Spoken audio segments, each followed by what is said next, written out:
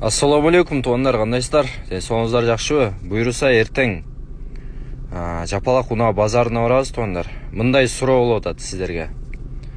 Ар бириңиздер эми билебиз, ар бир адам өзүнүн машинасын мактайт да. Ушул марка жакшы болот деп мактайт. Ушул жерде бир суроо. Көбүрөөк кайсыл добуш алат экен деген максатта чыгарып атабыз да. Бул унаа кайсыл унаа жакшыраак болот тууган. Өзүңүздүн оюңузду ушул жерге жазсаңыз. Бул жерде окуп, комментарий жазып, баягы машина кайсы машинаны алсам экен деп ойлонуп аткандарда балким сиздин себепкер болуп, сиздин жообуңуздан ошол автоунааны алгысы келеттир. Сиз балким пайда жеткире алаттырсыз ушул айткан кеңештериңиздин аркылуу тууган.